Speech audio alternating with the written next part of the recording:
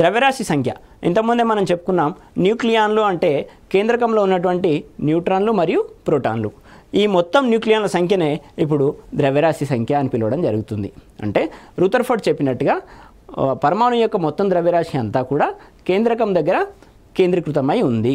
కేంద్రకం లోపల ఉన్నటువంటి సబాటమిక్ పార్టికల్స్ ఏవైతే ఉన్నాయో ప్రోటాన్ అండ్ న్యూట్రాన్, ఇవి మాత్రమే పరమాణు యొక్క భారానికి, పరమాణు యొక్క ద్రవ్యరాశికి కారణమవుతున్నాయి. కావున మొత్తం న్యూక్లియాన్ల సంఖ్యనే ద్రవ్యరాశి సంఖ్య అని నిర్వచించడం జరుగుతుంది. ద్రవ్యరాశి సంఖ్య ఈజ్ ఈక్వల్స్ టు ప్రోటాన్ల సంఖ్య ప్లస్ న్యూట్రాన్ల సంఖ్య. దీన్నే మనం ఇంగ్లీష్లో మాస్ నెంబర్ అని అంటాం. ద్రవ్యరాశి సంఖ్య ఈజ్ ఈక్వల్స్ టు ప్రోటాన్ల సంఖ్య ప్లస్ న్యూట్రాన్ల సంఖ్య. ద్రవ్యరాశి సంఖ్యను ఏతో సూచిస్తాము, పరమాణు సంఖ్యని జెడ్తో సూచిస్తాము.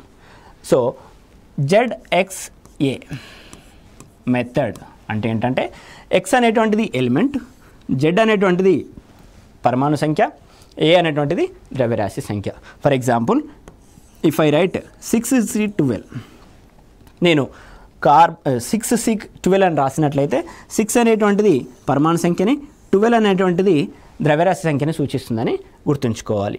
ఇదే విధంగా మనము అన్ని ఎలిమెంట్స్ని రాయడం జరుగుతుంది. 7N14, ఇక్కడ 7 అనేటువంటిది పరమాణు సంఖ్యని, 14 అనేటువంటిది ద్రవ్యరాశి సంఖ్యని సూచిస్తుంది. సో ద్రవ్యరాశి సంఖ్య ఈజ్ ఈక్వల్స్ టు ప్రోటాన్ల సంఖ్య ప్లస్ న్యూట్రాన్ల సంఖ్య. ఇక్కడ ప్రోటాన్ల సంఖ్యనే మనం పరమాణు సంఖ్య అంటాం కాబట్టి Z అనేటువంటిది ఇక్కడ ఇవ్వడం జరిగింది. ప్రోటాన్ల సంఖ్య ప్లస్ న్యూట్రాన్ల సంఖ్య, ఇదే ద్రవ్యరాశి సంఖ్య. ఈ పరమాణు సంఖ్య ద్రవ్యరాశి సంఖ్య అంటే అటామిక్ నెంబర్, మాస్ నెంబర్తో పాటు మనకి అటామిక్ వెయిట్ అనేటువంటి ఇంకొక కాన్సెప్ట్ కూడా ఉంది. అటామిక్ వెయిట్ అంటే ఏం లేదు, ప్రతి ఆటంకి ఐసోటోప్స్ అనేటువంటివి ఉంటాయి. ఈ ఐసోటోప్ల యొక్క యావరేజ్ వెయిట్ని తీసుకొని క్యాల్కులేట్ చేసిందే అటామిక్ వెయిట్. అందుకే మనకు ద్రవ్యరాశి సంఖ్య అనేటువంటిది నిర్దిష్టమైన సంఖ్యగా ఉంటుంది. అటామిక్ వెయిట్ అనేటువంటిది డెసిమల్స్ లోపల ఉండడం జరుగుతుంది.